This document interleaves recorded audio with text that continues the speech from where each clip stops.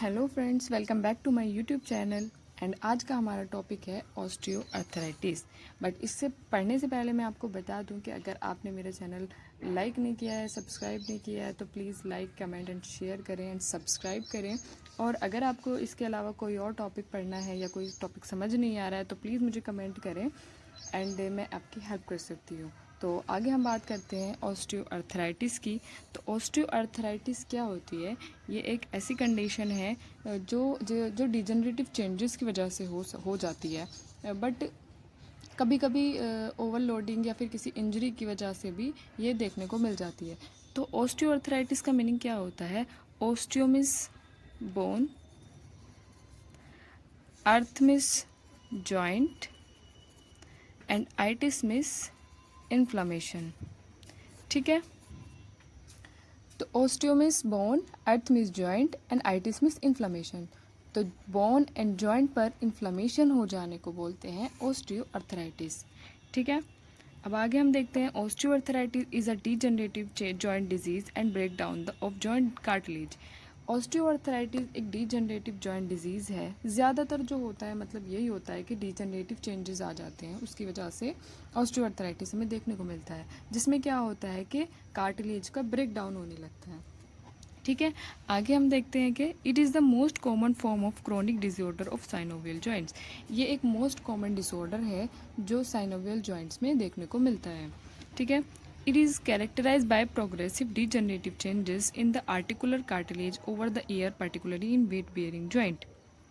तो ये क्या है? ये एक प्रोग्रेसिव डिजेनरेटिव चेंजेस हैं जो आर्टिकुलर कार्टिलेज को आर्टिकुलर कार्टिलेज का डिस्ट्रक्शन कर देते हैं, और ये बढ़ती ही रहती है टाइम के साथ, एज के साथ। ठीक है।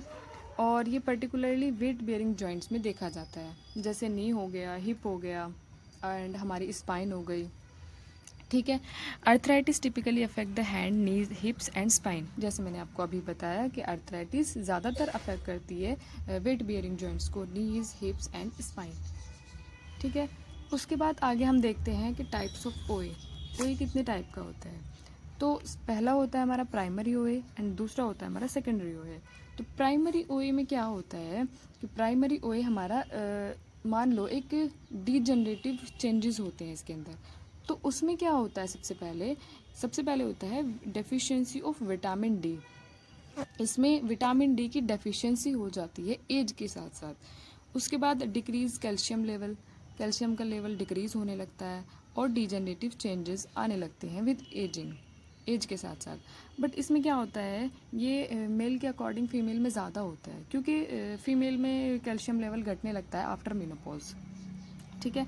उसके बाद आता है सेकेंडरी ओए। सेकेंडरी ओए में क्या होता है? सेकेंडरी ओए में डिजेनरेटिव चेंजेस नहीं आते हैं, ये किसी भी एज में हो सकता है। तो उसका क्या रीज़न होता है? Result from a specific cause. कोई भी स्पेसिफिक कॉज हो सकता है, कोई भी जॉइंट इंजरी हो सकती है, जैसे पोस्ट फ्रैक्चर हो गया, कोई भी इंजरी हो गई जिसकी वजह से हम मूवमेंट नहीं कर पा रहे हैं, तो वो एक जगह स्टेबल हो के और उस पर लोड बियरिंग ज़्यादा हो के वो उसमें अर्थराइटिस हो गया है।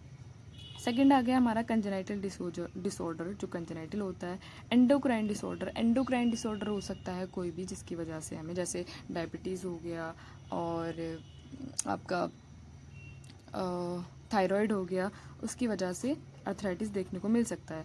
ओबेसिटी हो सकती है, ओबेसिटी की वजह से, क्योंकि वेट बियरिंग ज़्यादा हो जाएगी जॉइंट पे, इसकी वजह से भी कॉज हो सकता है। नेक्रोसिस हो सकता है। नेक्रोसिस में मतलब जो हमारे टिश्यूज़ होते हैं उनको अच्छे से ब्लड सप्लाई नहीं मिल पाएगा और वहाँ के टिश्यूज़ डेथ हो जाएंगे, और उनका जो बोन का ब्लड सप्लाई है वो भी रुक जाता है। तो इस वजह से, नेक्रोसिस की वजह से भी ऑस्टियोआर्थराइटिस देखने को मिल सकता है। ठीक है। इसके बाद हमारी आती है पैथोफिजियोलॉजी ऑफ ओए। तो इसमें हमें क्या देखने को मिलता है कि किस किस तरह हमारी जॉइंट में जो ओए है वो कैसे कैसे डेवलप हो रहा है। तो इसका कोई मतलब एक रीज़न तो नहीं है। ये बायोलॉजिकल चेंजेस भी होते हैं, मैकेनिकल प्रोसेस, बायोकेमिकल प्रोसेस, बहुत सारे मतलब उससे हो सकता है, लेकिन किस किस तरह ये डेवलप होता है वो इसकी पैथोफिजियोलॉजी में हम पढ़ेंगे। तो सबसे पहले क्या होता है, कोई भी जॉइंट है उस पर मैकेनिकल स्ट्रेस पड़ेगा। अगर वो मतलब एजिंग है तो उस पर मैकेनिकल स्ट्रेस पड़ेगा। और अगर वो मतलब उनकी एज कम है तो उसकी जॉइंट इंजरी हो सकती है, कोई भी ट्रॉमा हो सकता है, कोई पैथोलॉजी हो सकती है, कोई डिजीज़ हो सकती है, कुछ भी हो सकता है, उसकी वजह से उनके मूवमेंट रिस्ट्रिक्ट हो गए हैं, उसकी वजह से जॉइंट इंजरी हुई है या फिर कुछ भी हुआ है, उसकी वजह से उस पर मैकेनिकल स्ट्रेस पड़ेगा। तो अब क्या होगा, जॉइंट पर ओवरलोड होगा। एजेड पेशेंट है, उसके जॉइंट पे ओवरलोड होगा एज की वजह से। लेकिन अगर किसी के ट्रॉमा हुआ है, इंजरी हुई है, तो उसके जॉइंट पे ओवरलोड पड़ेगा उसकी इंजरी की वजह से। ठीक है, तो अभी हम इसमें बात करते हैं एजिंग की वजह से। तो इसमें क्या होता है, ये क्रॉनिक कंडीशन होती है, ठीक है, बहुत पुरानी होती है। ये ओबेसिटी की वजह से भी हो सकती है, बहुत ज़्यादा अगर किसी का वेट बढ़ गया उसकी वजह से भी हो सकती है। अब जब ओबेसिटी बढ़ गई है, ओबेसिटी हो गई है पेशेंट को, तो वेट ज़्यादा हो जाएगा और वेट का लोड कहाँ पड़ेगा, नीज पर। तो नी पे जब वेट पड़ेगा तो रिपीटेटिव स्ट्रेस होगा जॉइंट पर। जब रिपीटेटिव स्ट्रेस होगा तो जॉइंट डिफॉर्मिटीज़ डेवलप होने लगेंगी, और जॉइंट डिफॉर्मिटीज़ डेवलप होने लगेगी तो can lead to mechanical wear and tear of the cartilage, और वो लीड करेगा मैकेनिकल वियर एंड टियर का कार्टिलेज का। ठीक है, उसके बाद हम देखते हैं इंजरी का, कि किसी पेशेंट को इंजरी हुई थी उसकी वजह से ओए हो गया। तो उसमें क्या होता है, एक्यूट जॉइंट इंजरी। कोई भी एक्यूट जॉइंट इंजरी हुई है, मतलब रिसेंटली हुई है इंजरी, उसमें क्या हुआ है, मेनिस्कल टियर हुआ है और लिगामेंट डैमेज। कोई भी लिगामेंट डैमेज हुआ है, मेनिस्कल टियर हुआ है। अब इसमें क्या होता है कि मतलब एक तो होता है कि पेशेंट को इंजरी हुई और उसने रिहैबिलिटेशन कराया, सर्जरी हो गई, ये सब हो गया, और उसने दोबारा से अपनी फिजिकल एक्टिविटी शुरू कर दी। लेकिन कुछ होते हैं कि उनको नहीं पता और वो ऐसे ही छोड़ देते हैं, और एक उस नी को तो उस नी पर लोड नहीं लेते हैं, दूसरी नी पे सारा लोड आ जाता है, उसकी वजह से हमारा कार्टिलेज का डिजनरेशन देखने को मिल जाता है। सेकंड आता है हमारा कार्टिलेज डिग्रेडेशन। ठीक है, जब जॉइंट पे स्ट्रेस पड़ेगा, जॉइंट पे सारा लोड आ जाएगा, तो कार्टिलेज का डिस्ट्रक्शन होना शुरू हो जाएगा। अब उसमें क्या होता है, break down of extra cellular matrix. Extra cellular matrix का ब्रेक डाउन होना शुरू हो जाता है। जब एक्स्ट्रा सेलुलर मैट्रिक्स का ब्रेक डाउन होगा तो loss of cartilage matrix, cartilage matrix का भी लॉस होने लगता है। प्रोटियोग्लाइकेन जो होता है उसको डिक्रीज होने लगता है, एंड H2O लेवल इंक्रीज होने लगता है, जिसकी वजह से इन्फ्लेमेशन बढ़ने लगती है। ठीक है, अब थर्ड हमारा आता है सबकोर्टिकल बोन चेंजेस। बोन में क्या क्या चेंजेस देखने को मिलती हैं हमें उस टाइम, ओस्टियोफाइट्स का फॉर्मेशन होने लगता है, and increase mechanical stress, mechanical stress ज़्यादा होने लगता है बोन के बीच में, क्योंकि जब वो कार्टिलेज का डिस्ट्रक्शन हो जाएगा तो वो आपस में रब करने लगेंगी, तो मैकेनिकल स्ट्रेस तो ज़्यादा हो जाएगा ना। तो 4 आता है हमारा साइनोवियल इन्फ्लेमेशन। तो जब ओस्टियोफाइट्स का फॉर्मेशन हो गया, बोन हमारी आपस में रब करने लगी हैं, तो उसके बाद क्या होगा, उसके बाद तो साइनोवियल बचा, बस साइनोवियल मेम्ब्रेन। उसका उस साइनोवियल मेम्ब्रेन का क्या होता है, साइनोवाइटिस हो जाता है, उसमें इन्फ्लेमेशन हो जाती है, जिसकी वजह से हमें बाहर भी इन्फ्लेमेशन देखने को मिलती है, इफ्यूजन हो जाता है, increase inflammatory mediators, inflammatory mediators जो होते हैं वो इंक्रीज होने लगते हैं। ठीक है, अब अगर आपको पैथोफिजियोलॉजी लॉन्ग में पढ़नी है, अगर आपको लॉन्ग क्वेश्चन आया है और आपको लॉन्ग में दिखानी है उसको, तो आप वो वाली कर सकते हैं, लेकिन अगर आप शॉर्ट में जानना चाहते हैं तो आप ये वाली भी कर सकते हैं।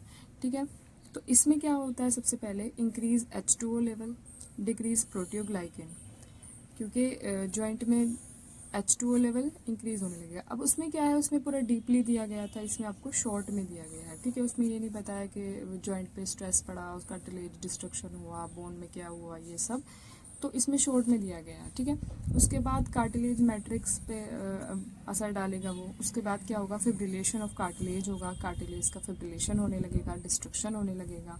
ठीक है, उसके बाद grinding mechanism, wear and tear force लगेगी, wear and tear force, mechanical wear and tear force लगने लगेगी, जिसकी वजह से कार्टिलेज डिस्ट्रक्शन तो हो ही गया है, तो बोन एक्सपोज्ड होने लगेगी। ये इससे mechanism wear and tear force से बोन एक्सपोज्ड होने लगेगी, और उसमें हार्ड सरफेस और ग्लोसी सरफेस होने लगेगी, और वो आपस में रब करने लगेगी। ठीक है, इसकी वजह से स्पर फॉर्मेशन हो जाएगा in margin of bone and osteophytes formation. ठीक है, तो अगर आपको शॉर्ट्स में पैथोफिजियोलॉजी पढ़नी है तो आप इसको पढ़ सकते हैं। ठीक है, उसके बाद हमारे आते हैं कॉजेज एंड रिस्क फैक्टर, कि क्या वजह है ओए होने की और इसके क्या क्या रिस्क फैक्टर हैं। ठीक है, सबसे पहला इसका रिस्क फैक्टर है एजिंग। क्योंकि मैंने आपको बताया था कि ये डीजनरेटिव चेंजेस होते हैं ज़्यादातर, ये मतलब आफ्टर 45 या फिर 50 की एज में देखे जाते हैं ज़्यादातर। तो द रिस्क ऑफ डेवलपिंग ओए इंक्रीज विद एज, एज के साथ ओए का रिस्क बढ़ता जाता है। ठीक है, सेकंड आता है इसका जॉइंट इंजरी, जो कि क्रॉनिक में आता है। तो प्रीवियस कोई इंजरी हुई है, लिगामेंट की इंजरी हुई है कोई उसकी वजह से भी ये देखने को मिल सकता है। ठीक है, अब आता है हमारा थर्ड इज़ ओबेसिटी। ओबेसिटी भी इसका एक रीज़न है, क्योंकि additional stress on weight bearing joint, weight bearing joint पे ज़्यादा स्ट्रेस पड़ने की वजह से कार्टिलेज का डिस्ट्रक्शन होने लगता है, उसकी वजह से भी ओए हो सकता है। फोर्थ आता है इसका जेनेटिक्स। जेनेटिक्स मतलब अगर तुम्हारी फैमिली में पहले किसी को था तो आगे हो सकता है, आप में भी चांसेस हैं इस चीज़ के, तो उसमें आता है फैमिली हिस्ट्री में। ठीक है, अब आता है जेंडर। जेंडर में क्या होता है कि वुमेन मोर लाइकली डेवलप ओए, मेन के अकॉर्डिंग वुमेन में ओए ज़्यादा देखने को मिलता है, क्योंकि वुमेन में आफ्टर मीनोपॉज कैल्शियम की कमी हो जाती है, उसकी वजह ये भी एक रीज़न है, ये बहुत बड़ा रीज़न है। और दूसरा ओबेसिटी की भी रीज़न है, तो वुमेन में देखने को ज़्यादा मिलता है। उसके बाद बोन डिफॉर्मिटीज़ भी हो सकती है, कोई बोन डिफॉर्मिटी हो गई, कंजेनाइटल है कोई, या फिर कोई भी बोन डिफॉर्मिटी है, उसकी वजह से ओए डेवलप हो जाता है। अब आगे हम बात करते हैं इसके सिम्टम्स क्या होते हैं, कि जो हमें देखने को मिलते हैं, कि हम कैसे इसको पहचान सकते हैं कि इसको ओए है। तो सबसे पहले क्या होता है, पेन होता है, स्टिफनेस होने लगती है जॉइंट में, बहुत टाइट होने लगता है, वो मूवमेंट करने में बहुत स्टिफ लगता है। स्वेलिंग देखने को मिलती है, फ्लेक्सिबिलिटी तो खुद लॉस हो जाएगी। क्रेपाइटस साउंड मेन जो होता है इसमें होता है क्रेपाइटस साउंड, जॉइंट से क्रेपाइटस साउंड आना शुरू हो जाता है, मसल स्पाज्म हो जाता है, feeling of instability and effusion, ये सब इसके सिम्टम्स हैं जो देखने को मिलते हैं। पर मेन सिम्टम क्या है इसका, क्रेपाइटस साउंड। ठीक है, उसके बाद इसका एग्जामिनेशन हम कैसे कर सकते हैं। Tenderness on the joint line, joint line पे टेंडरनेस होनी शुरू हो जाएगी, बहुत ही वहाँ पे स्टिफ जैसा दिखाई देगा। एंड क्रेपाइटिस ऑन मूविंग, जब हम नी को इस तरह से मोड़ेंगे ऊपर की तरफ, फ्लेक्शन कराएंगे नी का, तो उसमें क्रेपाइटिस साउंड होगी, क्रेपाइटिस साउंड आएगी, वो पेशेंट खुद भी सुन सकता है और हम भी सुन सकते हैं। ठीक है, उसके बाद irregular and enlarge looking joint, जब नी पे स्वेलिंग आ जाएगी, इन्फ्लामेशन हो जाएगा उस पर, तो उसका जो साइज़ है, जॉइंट का जो साइज़ है वो इनलार्ज दिखने लगेगा एंड इरेगुलर हो जाएगा due to formation of osteophytes, osteophytes का फॉर्मेशन हो जाएगा।